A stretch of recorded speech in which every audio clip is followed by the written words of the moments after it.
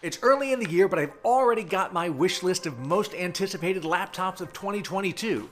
Some of these are informed by news that was announced early in January at the CES show. Other ones are based on my own speculation about what I expect to see. And of course, I'm saving room for surprises later this year.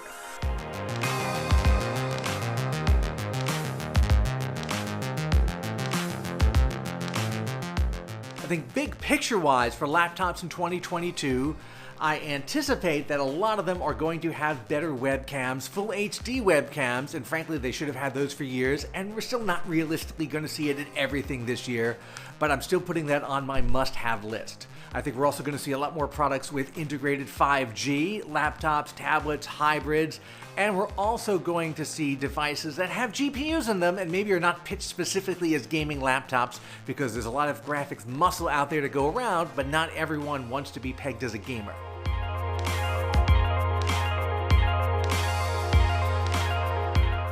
Number one on my anticipated laptops list for 2022 has got to be a new MacBook Air. Now, the last version of the MacBook Air we saw a little more than a year ago, it took the same basic look and feel of the Air, but added Apple's new M1 chip, replacing the Intel processors. That was great, but since then we've had new MacBook Pro laptops that added even better chips, the M1 Pro and the M1 Max, and those added those full HD webcams. So we could come back and see a refreshed Air this year that might have an M2 chip, or maybe the M1 Pro or M1 Max. Hopefully that higher resolution webcam that Apple is slowly putting in all its computer products, and maybe at this point a new design because the old one has been around for a couple of years now.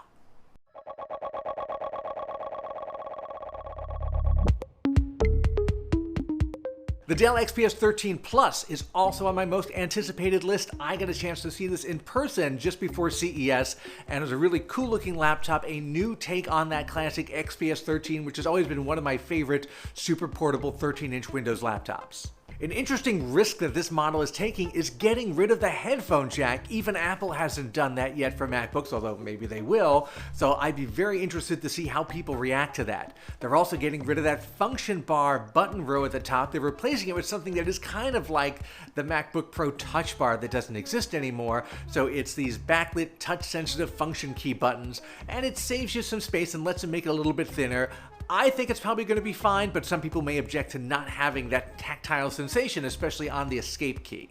But I really love the minimalist look of this XPS 13 Pro. It even gets rid of the indented touchpad. There's just a long piece of glass along the front edge of it, and the touchpad part goes from, past the spacebar on this side to past the spacebar on this side, but there's no differentiation. You can't actually see it. You just have to kind of feel for it and develop some muscle memory for it.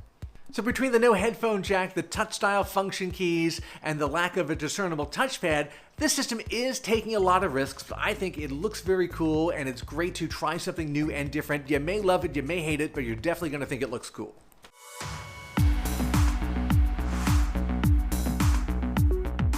I'm also looking forward to see the ASUS Fold 17. Now, flexible screen laptops where the actual screen folds, these have been around in computers for a couple of years now, but restricted to just a very small handful of systems and some prototypes that we've seen. But on the phone side, flexible screens are slowly becoming more useful. We're finally getting into the second and third and fourth generation of these where they might actually be practical and people will use them as their main phones. The hook in this case is that this model is going to start with a big 17-inch, basically a tablet screen that folds in half, and when you do that, you can use it as a smaller screen laptop, about a 12.5 or a 13-inch screen laptop. That's the size would be folded over, or you just keep the 17-inch screen fully open and prop a little Bluetooth keyboard in front of it, and there are a few other ways you can flip it around and bend it and use it. Now, will this actually work in real life? I think we're going to have to wait and see how the usability is compromised by having this big screen that's also folding screen, but if it's even halfway decent, I think this is going to be a big cult hit.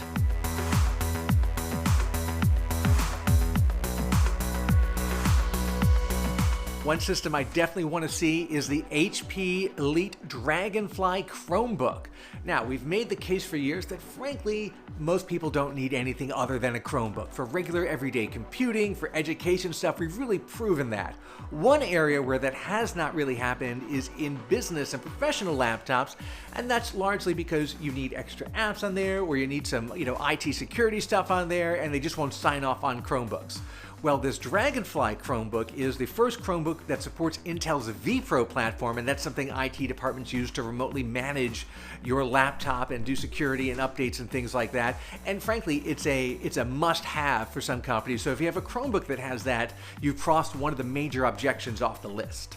I'm also interested in this because it's part of the Dragonfly line, which is a really nice looking slick HP business line that previously has been Windows laptops, but now they have a Chromebook version as well.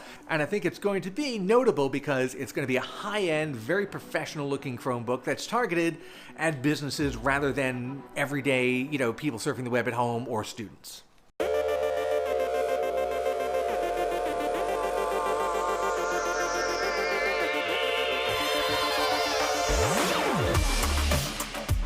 For now, I'm rounding off my list with the Alienware X14.